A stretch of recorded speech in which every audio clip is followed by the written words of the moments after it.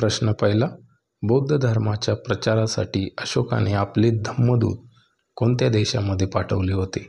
तुम्हाला जर या प्रश्नाचं उत्तर येत असेल तर उत्तर कमेंट करा. ऑप्शन ए नेपाळ आणि भूतान, ऑप्शन बी श्रीलंका आणि म्यानमार, ऑप्शन सी चीन आणि जपान, ऑप्शन डी अफगाणिस्तान आणि पाकिस्तान.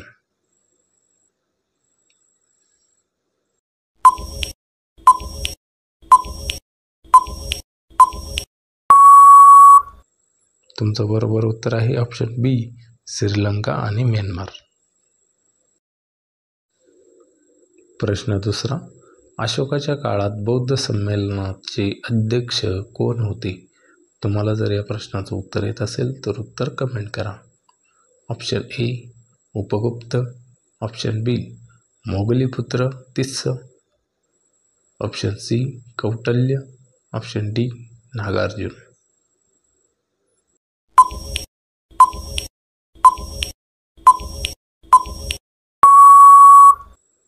तुमचं बरोबर उत्तर आहे ऑप्शन बी मोगलीपुत्र तिस्स. प्रश्न तिसरा, धम्मचक्र परिवर्तन म्हणजे काय? तुम्हाला जर या प्रश्नाचं उत्तर येत असेल तर उत्तर कमेंट करा. ऑप्शन ए युद्ध जिंकणे, ऑप्शन बी धम्मप्रसार सुरू करणे, ऑप्शन सी कर प्रणाली, ऑप्शन डी राज्यविस्तार.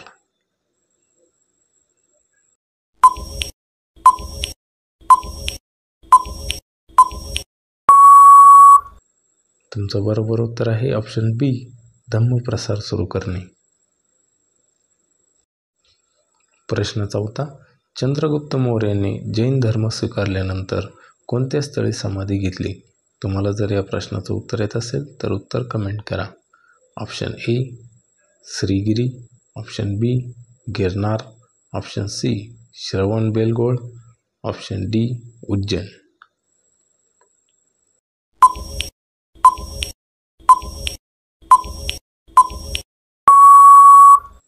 तुमचं बरोबर उत्तर आहे ऑप्शन सी श्रवणबेळगोळ. प्रश्न पाचवा, पाटलीपुत्र हे आज कोणत्या नावाने ओळखले जाते? तुम्हाला जर या प्रश्नाचं उत्तर येत असेल तर उत्तर कमेंट करा. Option A Varanasi, option B Patna, option C Prayagraj, option D Kanpur.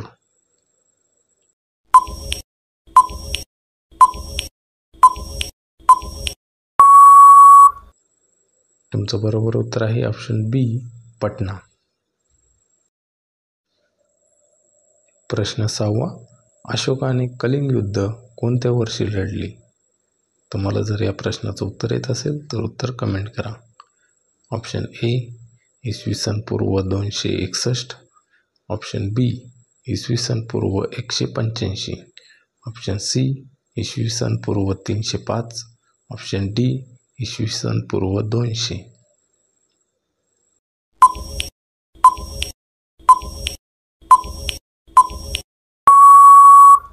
तुमचं बरोबर उत्तर आहे ऑप्शन ए इसवी सन पूर्व 261.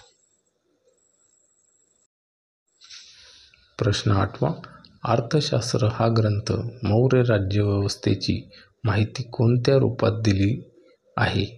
तुम्हाला जर या प्रश्नाचं उत्तर येत असेल तर उत्तर कमेंट करा. ऑप्शन ए राजकीय व लष्करी प्रणाली, ऑप्शन बी धार्मिक विधी, ऑप्शन सी नाट्यशास्त्र, ऑप्शन डी संगीतशास्त्र.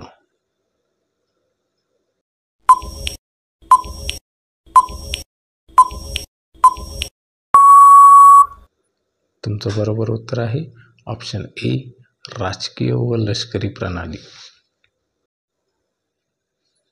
प्रश्न नववा, मौर्य साम्राज्याचा पतन कशामुळे झाले? तुम्हाला जर या प्रश्नाचं उत्तर येत असेल तर उत्तर कमेंट करा. ऑप्शन ए युद्ध, ऑप्शन बी आंतरिक दुबळेपण आणि ब्राह्मणांचा विरोध, ऑप्शन सी विदेशी आक्रमण, ऑप्शन डी नैसर्गिक आपत्ती.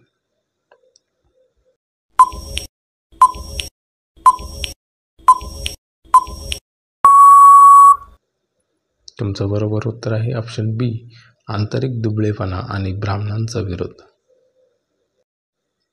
प्रश्न 10. मौर्य साम्राज्याच्या समाप्तीनंतर कोणता वंश भारतात उदयास आला? तुम्हाला जर या प्रश्नाचं उत्तर येत असेल तर उत्तर कमेंट करा. ऑप्शन ए सातवाहन वंश, ऑप्शन बी गुप्त वंश, ऑप्शन सी शुंग वंश, ऑप्शन डी शक वंश.